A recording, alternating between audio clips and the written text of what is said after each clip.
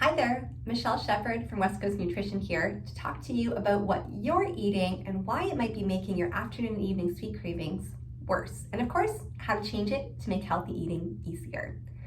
I was talking with a client earlier this week who we've been working a lot on her emotional eating. So she admittedly eats because she's stressed, it's comforting, and when she's tired. And she self-identifies as a sweet tooth. So really is driven to eat sweets, loves chocolate, all of the normal things. And something came up as I looked at her food diary from the previous couple of weeks, which is there was actually a pattern in what she was eating and not just why, so not just those cravings. And I thought this was important for you because it's a really common challenge in my clients. Sometimes what they're eating is actually making the emotional eating harder to manage. And our job is to make it as easy as possible to make good choices. So what I noticed was there was 2 breakfasts, the when she ate them consistently, she ate more sweets in the afternoon, the drive for cravings was worse, so she would kind of note that with her little unhappy face, and it generally felt harder to make good choices. There was one breakfast that when she had it consistently, we barely saw any treats on her food diary in the afternoon, or if there were, they were mindful, they were enjoyable, and they were portion managed, so they felt good for her physically. And the other thing we noticed was something about skipping meals. So sometimes she would skip lunch, either because she was busy or didn't have anything ready, which I think is very relatable, or sometimes after a few kind of so-called bad days of treats, she would feel worried about overeating later, and so would second guess having a good lunch in case she overate and didn't want to eat too much during the day. So let's talk about what was happening here and how to fix it so you too can make healthy eating easier. The 2 breakfasts she had that were consistently making her life harder as far as cravings and sweet tooth where the first one was a plain oatmeal, no sugar added with fruit. Doesn't sound too bad, does it? And the second one was a sort of cereal. It's kind of sold as high protein, high fiber, but maybe 5 grams of protein, a few grams of fiber, and almond milk, which again, not terrible, right? Reasonable food choices. The challenge is both of these meals are very low protein, and specifically they're under 20 gram of protein threshold, where we see hunger hormones decreased significantly for a longer period of time. And so with these lower protein breakfasts, even though she's full from a physical sense right away, her chemical hunger isn't taken care of. And so as that ramps up during the day and we add that onto boredom, stress, or fatigue, by the afternoon, her cravings were really, really intense because they're driven by physical chemical hunger and not just that emotional need.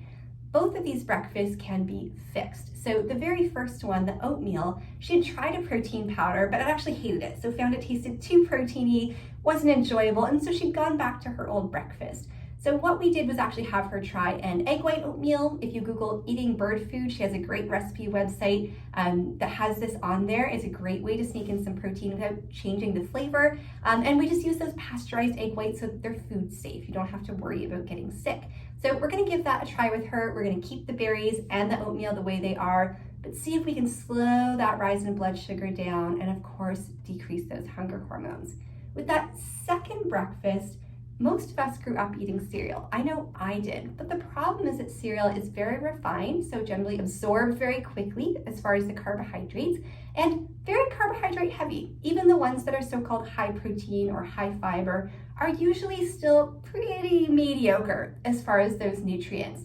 And so in order to get the crunch and the sweetness she was looking for, but a more balanced meal that's gonna really sustain her and make it easy to make good choices later, we switched that to a Greek yogurt. The Skyr yogurt, the Icelandic, works really well too. So when it's high protein yogurt, we did a few spoonfuls of that crunchy, delicious cereal just for enjoyment. And then we added some berries or banana or another fruit on there for that fiber, the micronutrients, and the plant food that will also help keep her steadier. So we've driven up the protein in both and generally the fiber a little bit when you can, because that steadies your blood sugar. It'll have an additive effect on your hunger hormones. And the breakfast she was having that was actually working really well for her was a smoothie. And why it worked so well is she had protein powder in there because it disappeared under the frozen mango she was using. She didn't taste it as much, but she also had lots of fiber and a little bit of fat, which are both very satiating. So she had chia seeds, she had a couple handfuls of spinach, and it really was a nice, well-rounded breakfast that she enjoyed because it was also a little bit sweet from the fruit and the protein powder. So if smoothies are something that appeal to you, they're a great way to disappear a lot of really important nutrients in a balanced way, as long as you're thoughtful about what goes in there.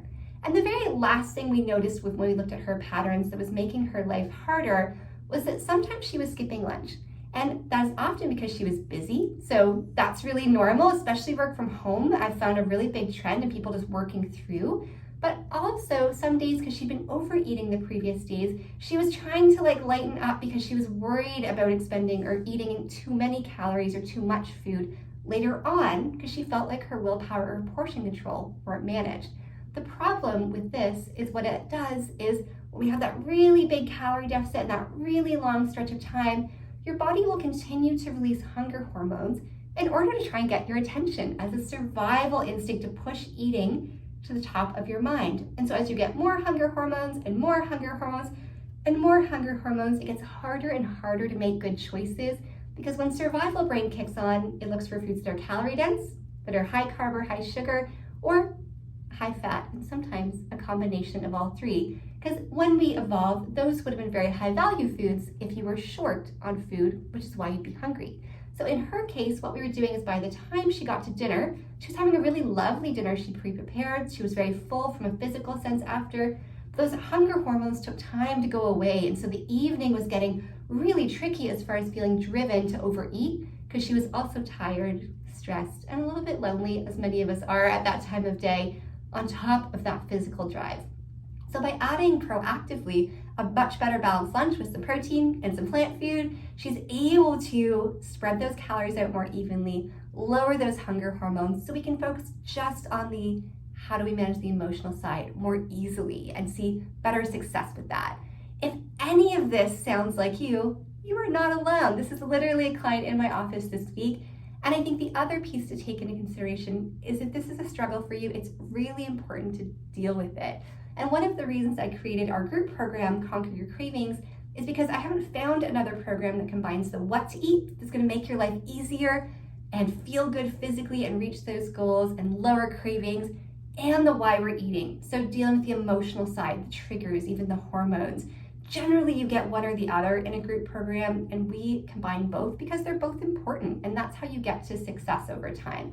If you struggle with any of this, I would love to support you. We start Monday, October 18th. Hit reply to this email or comment below if you're on YouTube. I would love to hear from you if you have any questions, or I'd love to see you in the group. Have a happy and healthy week. See you next time.